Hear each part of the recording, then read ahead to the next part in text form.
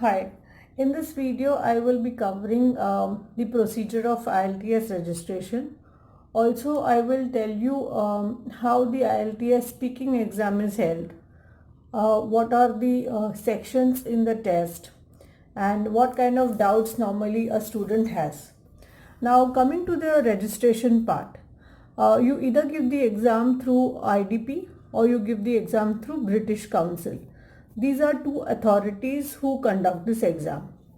Now, once you take the exam date, the date which you take is basically your listening, your reading, and your writing examination, which is all held on one day. Your speaking assessment is held on a separate date, and you are given the authority to select your own speaking assessment date. However, if you do not do it in the stipulated period, as per the email which comes to you from IDP or British Council, whichever you have registered through, these authorities will give you a date by themselves. The date and the time will be emailed to you as well as sent to you on your registered SMS. When you go for the speaking assessment, a lot of students have doubts such as, is there a panel who conducts the test? How many hours or how many minutes is the test? Do they do my video shooting or do they do my audio shooting? So let me answer each question one by one. They will not do your video shooting, but definitely they will record you. So they will do your audio recording. Now coming to the next point, will there be a panel? No, there will not be a panel. It will be a one-on-one assessment. It will be a test of 15 minutes where you will go through 3 sections. The test is divided into 3 sections. Now what are these 3 sections? The first part, which is not even a first section, the introductory part, are simple questions where they ask you your name, they ask you your education, they ask you your family background, your hobbies, your work life. They may skip certain questions in the introduction part. However, it is not necessary that they will skip, they may also ask. So it may differ student to student. Also, as you go ahead, the first section will have 4 to 5 questions and it will be pertaining to a topic. So the examiner will tell you that now we will talk on XYZ topic. And then she will start asking you questions on it.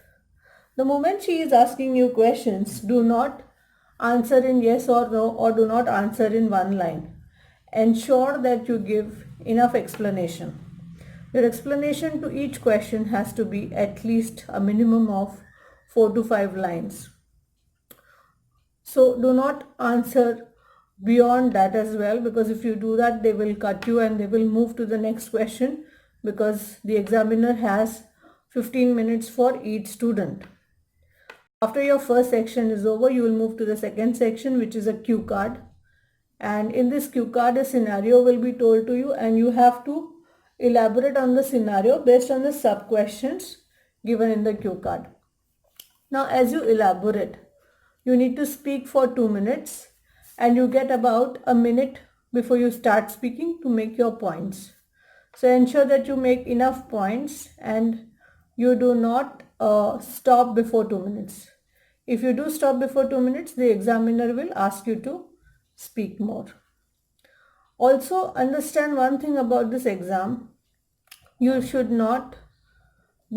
are not required to be speaking the truth. You can lie, you can make stories.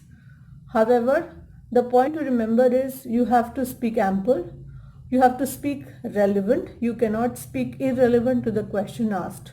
So for example, if the question is about your birthday party, you cannot start speaking about somebody else's marriage or certain other party. So you have to speak relevant. Also, you have to ensure that you use good vocab pertaining to that topic when you speak. That will give you an added advantage. You will get good points. So we discussed the cue card and let's move ahead to the third section. So the third section is a follow-up section where again they will ask you 7 to 8 questions and those questions will be somehow connected to the cue card or the scenario which you spoke upon. For example, if the cue card was describe a marriage party that you attended, then the follow-up questions will be about marriage, or it could also be about parties. Now, as you answer and as you conclude, ensure that you leave the examination hall politely. You have a proper body language when you answer the examiner. You also ensure that you have made enough eye contact. Do not go about asking any kind of personal questions to the examiner or get over friendly. That may not go well. Maintain a formal behavior. If you can go formally dressed, that will be perfect. This is only regarding your speaking exam. For the other test, you can go in your casuals. So let's look at an assessment which I do now of a student, and I have rated him band 7 for his speaking. So I am expecting band 7 or above for the student, and as the result comes, once the examination is done, I will share the result also with you in the comment section down here. Let's look at the student now. Hi Michael, how are you doing today? I'm doing good, ma'am. Let's start your speaking assessment. Okay. I will ask you certain questions. I expect you to answer them. Okay. I want you to tell me your full name as it is in the passport. My name is Michael Lewis. And how can I address you? You can address me as Michael, ma'am. All right. I want to hear about your home. Could you tell me about your home, please? Yes, I can definitely tell you about my home. Yeah. So I live at Vasai. It is close to Mumbai. So basically, in my home, I have my parents, my brother. My brother is married, so he has a son, and me, myself. We all live together. So it's basically a joint family. So this is the first time that we have tried to be in a joint family. Usually we have been brought up by nuclear family. Me, myself, and my brother being brought up by my parents. We used to live in Andheri. Okay. Tell me about your work life. Ma'am, about my work life, I would say that I'm a seafarer and I work on sea most of the time. So basically it's a 7-month contract and 2 months vacation. So, I'm into cooking kind of profession. So I cook food for international guests, especially those people who are coming for cruising on a ship. Very good. Tell me about your studies, please. Ma'am, after I finished my 10th and 12th standard, I done my hotel management from IHM Bhubaneswar. Okay. So it is a Institute of Hotel Management, Catering Technology and Applied Nutrition, which focuses on 4 major departments. That's housekeeping, front office. Then it also focuses on F&B service and food production. All right, enough. Let's move now to the first section of your IELTS speaking. We will speak about bicycles. Alright. Okay. The question to you is, how popular are bicycles in your hometown? Bicycles are very popular in my hometown. So basically, youngsters, most of the youngsters use bicycle in my country more compared to the adults that use, because most of the people like to commute through two-wheelers like motorcycles or scooters, whereas children in my building or my apartment, there are plenty childrens getting close to each other in the evening using their bicycles. So I would say that it is more popular among the youngsters compared to the elders. Okay. How often do you ride a bicycle? I do not ride bicycle nowadays, ma'am.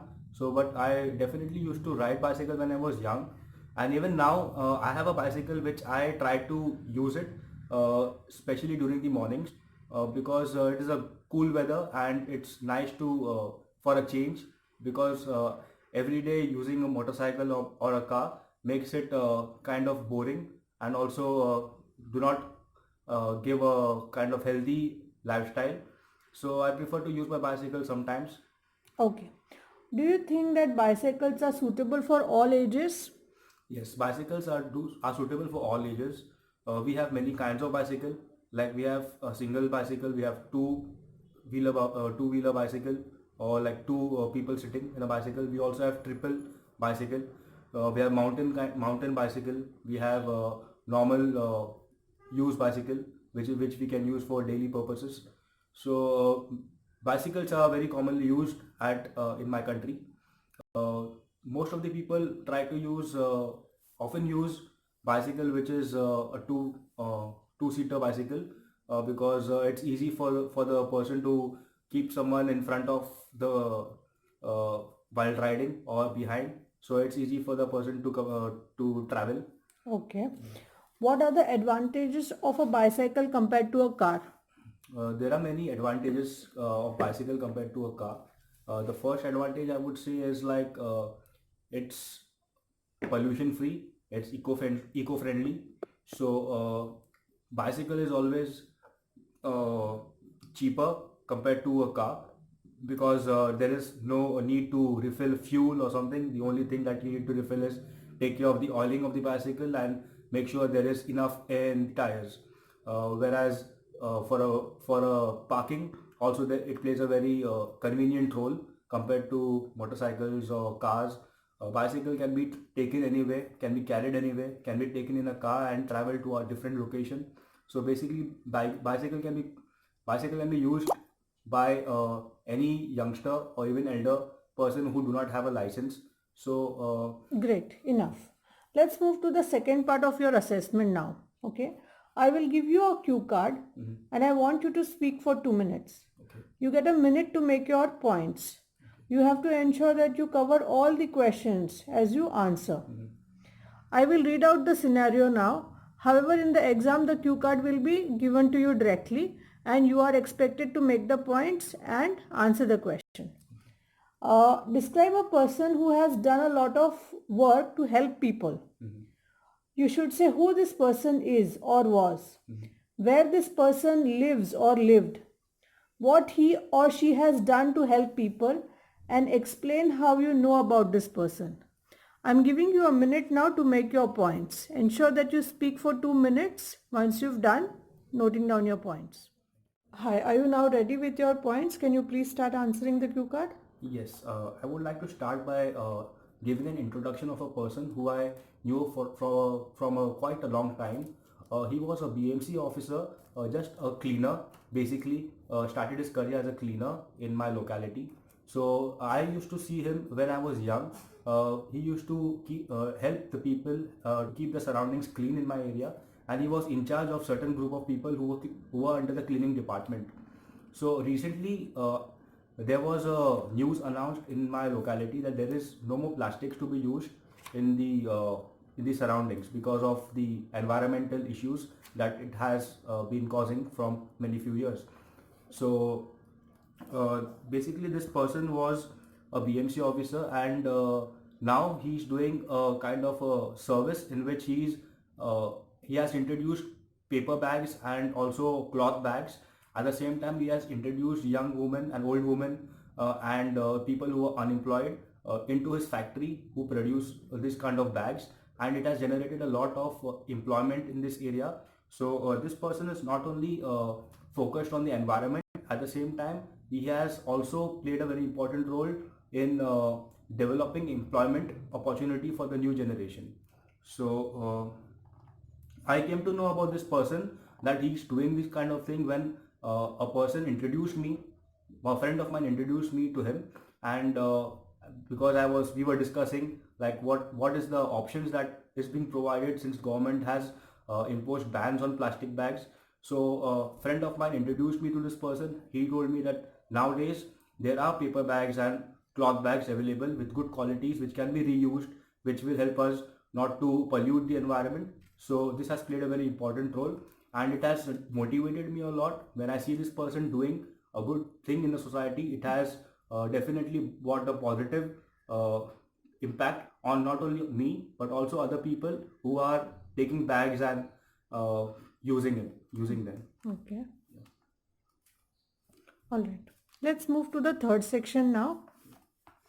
We will now discuss about helping other people in the community. Okay. What are some of the ways people can help others in the community and which one is most important? Uh, helping people in the community can be started by small things like keeping the area clean, like the surroundings clean. Especially if we have garbage in our house, we can separate it by wet garbage and dry garbage. This would be a very big change uh, given to the person who is coming to collect the garbage, and makes it easy for them to segregate the garbage.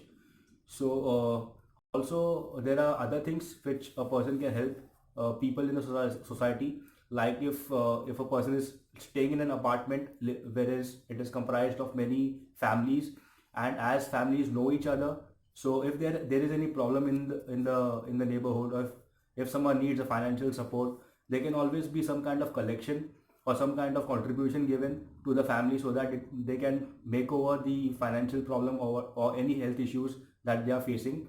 uh, there are Okay, some enough. Yeah.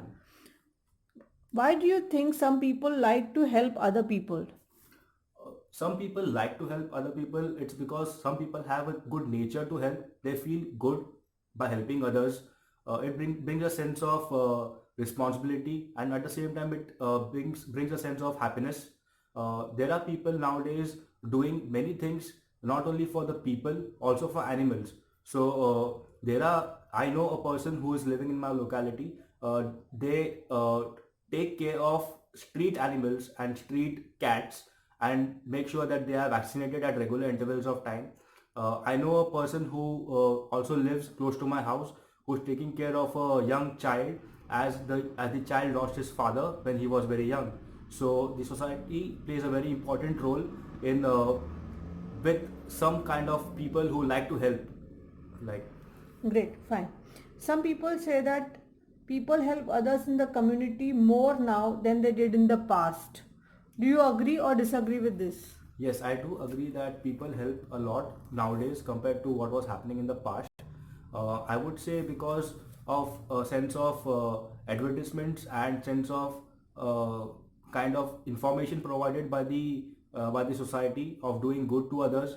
There are many bad things happening. There are many cases of rapes, many cases of robberies taking place around in the society. So a person always is frustrated listening to these kind of news again and again. So they make sure that in whatever way they can do something good to the society, to spread the good that they have inside them.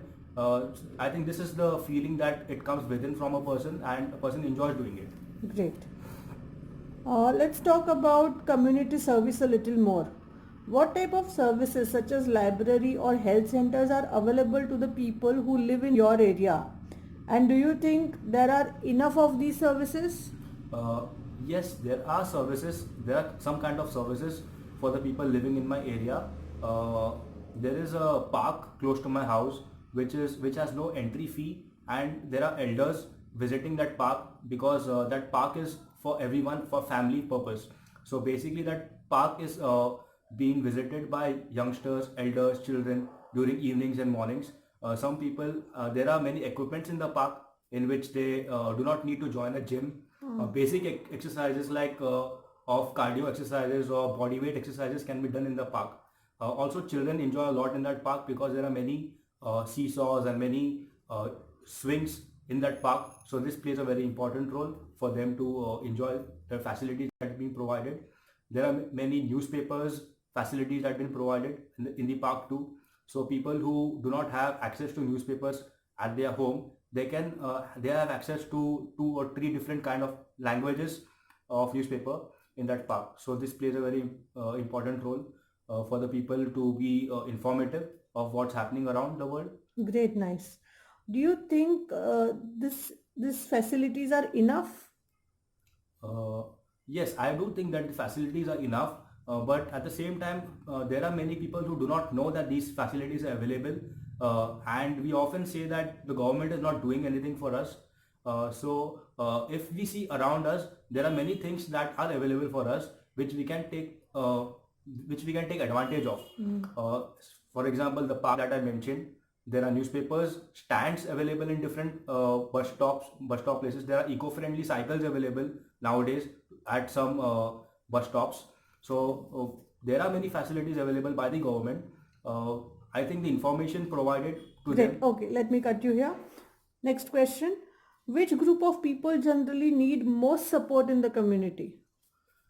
Uh, I think the people who are elderly, they need more support in the community as the day-to-day expenses are increasing and people trying to live in a nuclear family. Often elderly people are ignored and it sometimes it also people also think that they are a burden to us. So there are many home for the aged and other organizations that take care of them. Even though they are there to take care of them, it is our responsibility to also take care of our elders, especially our parents, our grannies, grandfathers. So whoever or who someone is sick, we have to take care of the people, at least those people who belong to our family. So we cannot ignore people just because they are old. I would say at certain age, even we are going to be the same kind of person as we will grow old. So obviously, we will not like to be treated in the way that we are treating them. Very good. Who do you think should pay for the services that are available to the people in the community? Should it be the government or individuals? I think government and individuals both play an important role in taking care of these people who are in our society. There are some instances that a person is not financially well off. So at this point of time, government plays an important role in making sure that they are taken care of. There are many unborn babies or pregnant women who or maybe elderly person or maybe someone who is not accepted by the society. So government needs to step up and help these kind of people. So there are many kind of organizations like World Health Organization or orphanage for children, and there is a Mother Teresa orphanage that is taking care of pregnant women who want to keep the child before marriage, as it is difficult for them to take care of the child in an environment or the society which has too many cultures and many obstacles to handle the situation. So at the same time, there are individuals also responsible to take care of these people in the community. Like I said before, elderly people need to be taken care of if they belong to a family. The youngsters need to be taken care of and not left in as a burden in some organizations like Home for the Aged. Okay. So individual, if they are capable of taking care of financially or mentally, they need to step up to and take care of these people. Okay. Great. Thank you so much, Michael. Welcome.